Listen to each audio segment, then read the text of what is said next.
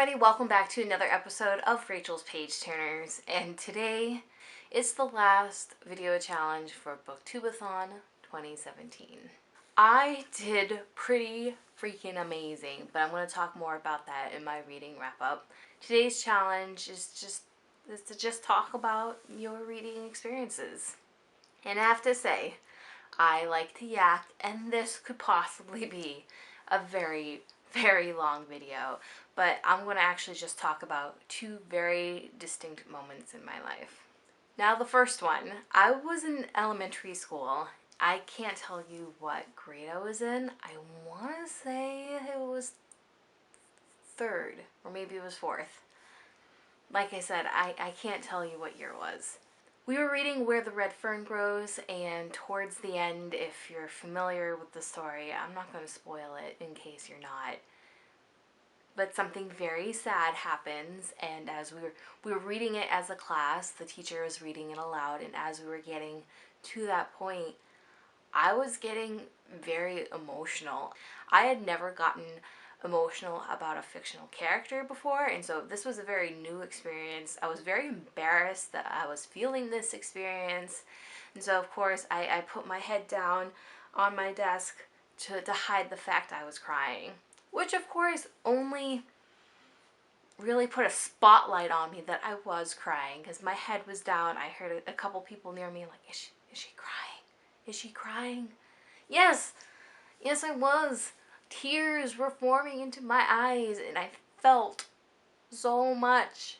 And that's when I learned that books can have such an impact on me in my life. And I will always remember this experience.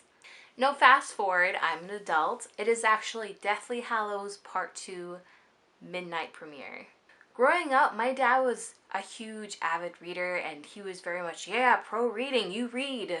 He read to us. But he was also a very conservative man, and he had rules, and I was not allowed to read Harry Potter. In fact, the first time I read Harry Potter, I read Harry Potter and the Prisoner of Azkaban first.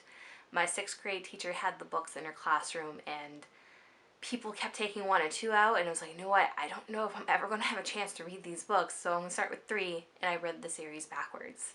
I eventually was able to read the books in order in time for book 4, but that's neither here or there. Like I said, this video can easily be super long if you just let me go. Because I wasn't allowed to read Harry Potter, I didn't go to any of the other midnight showings. In fact, it was a while before I saw any of the movies. My mom was all for Harry Potter. She's like, alright, you read it, you do you, boo-boo. And she's the one that actually started buying me the series.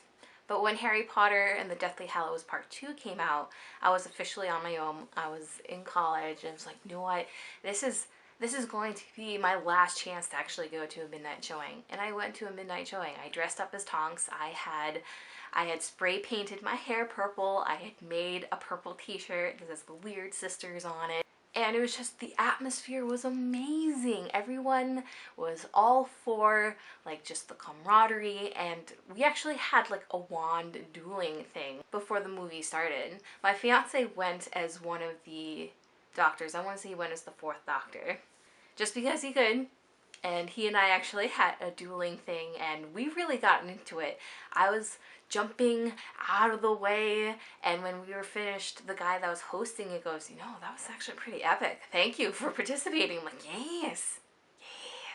And then we sat down, watched the movie, and then Alan Rickman's performance in that movie really got to me. I want to be an actor. I consider myself an actor, just not a working one. And at this point, I was actually seriously considering not pursuing that anymore. But Alan Rickman's performance in that, like, moved me so much. Like, I don't like Severus. I think he's a jerk. He's definitely, like, an anti-sort of hero. He still is a hero who did bad things. Or, no, I want to say is, like, he's not your typical good guy, I guess, is what I'm trying to say. But Alan Rickman really, like, sold this guy to me, and was like, you know what, I want to do that as an actor. And so when I finally got my tattoo, I got his line, always, written in Elvish on my leg. In fact, can I show you? Can I? I might have to put in a picture. And I haven't shaved my legs in a while, so if you're offended with ladies with body hair, avert your eyes. Ugh, can you see?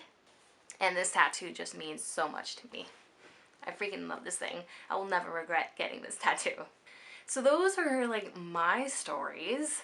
What kind of stories do you have? Please feel free to talk about that down in the comments below.